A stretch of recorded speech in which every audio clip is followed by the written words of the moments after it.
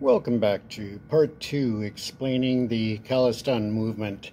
And if you haven't seen part 1, I suggest you start there, but this is number 2 of the series, again brought to you by ProPix Canada Media Limited. You can find us online at propicscanada.com. So let's take a look at the partition of India in 1947.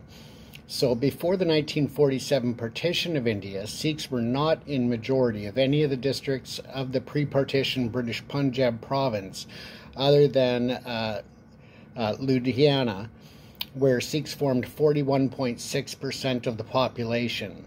Rather, districts in the region had a majority of either Hindus or Muslims, depending on its location within the province. Now, British India was partitioned on a religious basis in 1947, where the Punjab province was divided between India and the newly created Pakistan. As a result, the majority of Sikhs, along with the Hindus, migrated from Pakistani region to India's Punjab, which included the present-day Haryana and Himachal Pradesh.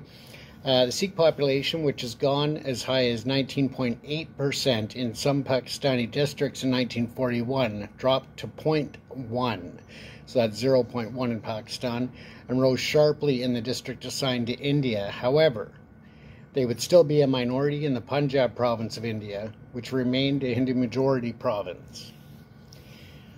The Sikh relationship with Punjab, so we'll talk about that a bit, and that's according to the Sikh historian Harjot Singh Oberoi, and I'm probably saying the names wrong, I do apologize. But he argued that despite the historical linkages between Sikhs and Punjab, the territory has never been a major element of Sikh self-definition. He makes the case that the attachment of Punjab with Sikhism is a recent phenomenon stemming from the 1940s.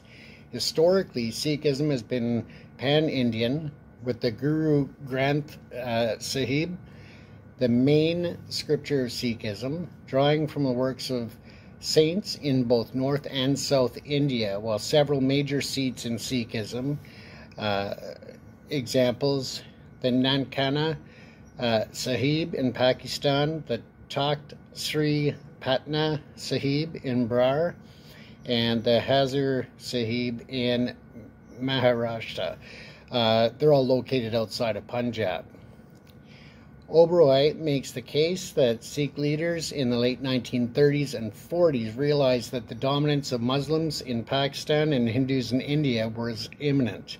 To justify a separate Sikh state within the Punjab, Sikh leaders started to mobilize meta-commentaries and signs that argue that Punjab belonged to Sikhs and Sikhs belonged to Punjab. This began the territorialization of the Sikh community.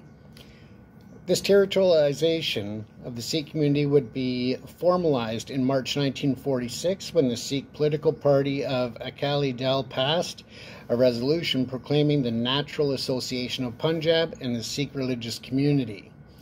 Oberoi argued that despite having its beginnings in the early 20th century, Khalistan as a separatist movement was never a major issue until the late 1970s and the 1980s when it began to militarize. In the 1950s to 1970s, there are also two distinct narratives about the origins of the of the calls for a sovereign state of Khalistan. One refers to the events within India itself, while other privileges the role of the Sikh diaspora. Both of these narratives vary in the form of governance proposed for the state. Example, theocracy versus democracy, as well as proposed name, which is Sikhistan versus Khalistan. Even the precise geographical borders of the proposed state among them differs, although it was generally imagined to be carved out from one of the various historical constructions of the Punjab. So that kind of gives you an idea there between the 1950s to 70s.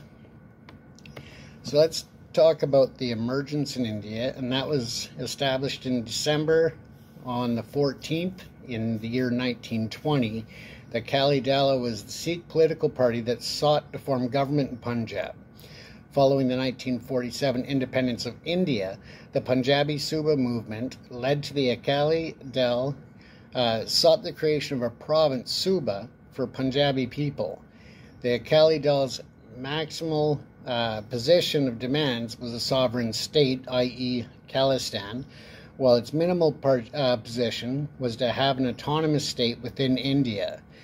The issues raised during the Punjabi Suba movement were later used as a premise for the creation of a separate Sikh community by proponents of Khalistan. As the religious-based partition of India led to much bloodshed, the Indian government initially rejected the demand, concerned that creating a Punjabi majority state would effectively mean yet again creating a state based on religious grounds.